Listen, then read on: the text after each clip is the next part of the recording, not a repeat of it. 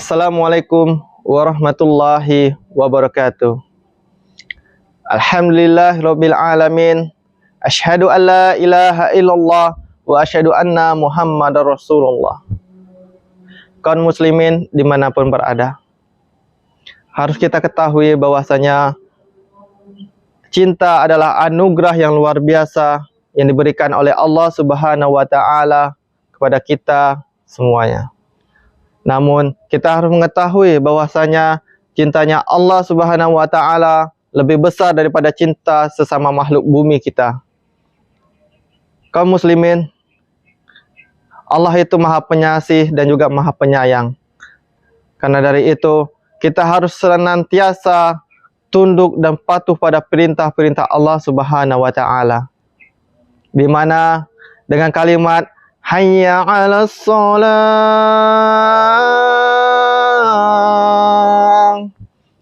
kalimat yang simpel yang sering kita dengarkan setiap hari. Sehari 5 kali kita dengarkan kalimat itu. Namun kadang di antara kita lalai dengan kalimat hayya 'alas shalah. Di mana kalimat hayya 'alas shalah ini lebih dekatnya bermakna marilah kita sholat, atau lebih didalamkan lagi maknanya adalah wahai hamba-hambaku yang penuh dengan dosa, datanglah kepadaku, sujudlah padaku, minta ampunlah kepadaku dari dosa-dosamu. Itulah bukti bahwa Allah itu sangat sayang pada kita. Namun dari kita selalu lalai dengan kalimat hayya 'alas shalah. Hayya 'alas shalah,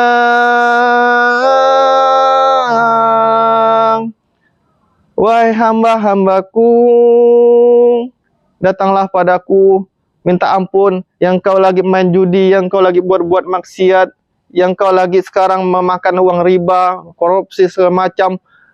Datanglah kepadaku, sujud minta ampun dari dosa yang telah kau perbuat. Kalimat itu tidak pernah henti-hentinya. Kalimat itu tidak pernah putus-putusnya menyampaikan hayya 'alas shalah, ayolah kita salat. Di mana waktu kita salat kita akan sujud kepada Allah Subhanahu wa taala. Kaum muslimin, ingatlah, Allah akan membalas semua perbuatan dosa kita di dalam akhirat nanti. Bukti bahwa Allah sayang sama kita juga adalah di mana Allah selalu memperingatkan kita di dalam Al-Quran bahwa hari kiamat itu adalah hari pembalasan. Salah satu ayatnya mengatakan la uqsimu biyaumil qiyamah, di mana bisa diartikan bahwa kalimat itu adalah aku bersumpah bahwa hari kiamat itu ada. Siapa yang bersumpah di situ adalah Allah Subhanahu wa taala. Allah bersumpah bahwa hari kiamat itu ada, menandakan apa? Untuk meyakinkan kita bahwa hari kiamat itu benar ada. Makanya dari itu kita jangan sampai lalai dari perintah Allah Subhanahu wa taala. Kaum muslimin, saking sayangnya Allah sama kita, Allah selalu mengingatkan kita bahwa hari kiamat itu sangat pedih. Banyak sekali ayat-ayat dalam Al-Quran yang mengatakan bahwa hari kiamat itu ada. Bagaimana nanti kita akan disiksa di hari kiamat, bagaimana kita akan mendapatkan kebaikan di hari kiamat, bagaimana kita akan mendapatkan bantuan dari Nabi Muhammad SAW di hari kiamat. Semuanya telah disampaikan di dalam Al-Quran. Menandakan apa? Bahwa Allah itu sangat sayang sama kita. Maka dari itu, kaum muslimin, ingatlah bahwasanya tanda Allah sayang sama kita bukanlah Allah memberikan kegantengan sama kita, Allah memberikan kecantikan sama kita. Karena apa? Orang muslim dapat, orang tak muslim pun dapat. Begitu juga dengan harta. Tanda Allah sayang sama kita bukan berarti kita dikasihkan kekayaan. Karena orang non-muslim dapat, orang muslim juga dapat. Begitu juga dengan kemewahan yang ada di sekitar kita. Bukan tanda Allah sayang sama kita. Tapi tanda Allah sayang sama kita adalah di mana Allah lapangkan hati kita, Allah ringankan kaki kita, Allah ringankan tangan kita untuk melakukan kegiatan yang baik. Contohnya saat Allah meringankan kaki kita untuk melangkah ke masjid. Adalah tanda bahwa Allah tidak meninggalkan kita, bahwa Allah sangat sayang pada kita.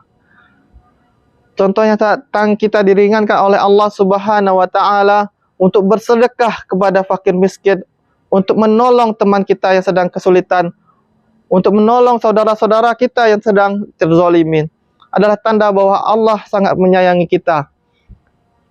Ingatlah di saat hati kita tergerak untuk melakukan suatu kebaikan, bahwasanya adalah tanda bahwa Allah itu tidak meninggalkan kita.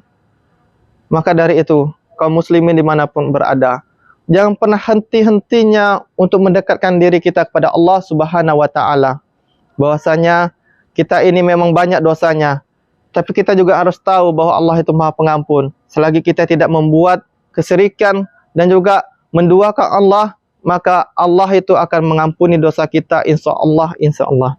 Maka dari itu, teruslah mohon ampun kepada Allah Subhanahu wa Ta'ala dengan cara patuh dan taat kepada perintahnya, di mana kita telah diajarkan oleh Nabi Muhammad SAW untuk beribadah, dari ibadah sunnah, ibadah wajib, ibadah yang dimana menurut kita sesuatu yang kebaikan seperti menolong orang sudah masuk dalam ibadah.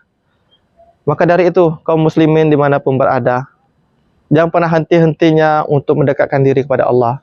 Jangan pernah merasa diri kita tidak akan diampuni oleh Allah Subhanahu wa Ta'ala. Karena jika kita merasa bahwa Allah tidak akan mengampuni dosa kita, sama aja dengan menganggap bahwa Allah itu tidak Maha Pengampun. Sama aja dengan menzalimi Allah. Karena kita merasa Allah itu tidak akan mengampuni dosa-dosaku. Apa buruknya itu? Itu tentu saja sangat buruk, karena kita menganggap bahwa Allah itu tak bisa berperilaku baik jadinya. Kaum muslimin,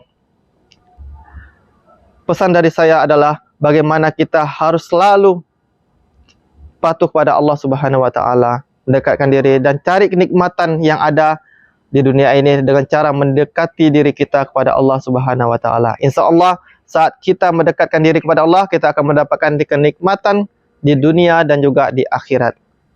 Saya rasa cukup dari apa yang saya sampaikan. Jika ada salah dari apa yang saya ucapkan, mohon maaf, karena saya adalah hamba Allah yang masih bergeliman dosa. Dan jika ada hal yang benar dari apa yang saya sampaikan, itu hanyalah datangan dari Allah Subhanahu wa Ta'ala. Mohon koreksinya dari kultum saya hari ini di kolom komentar. Assalamualaikum warahmatullahi wabarakatuh.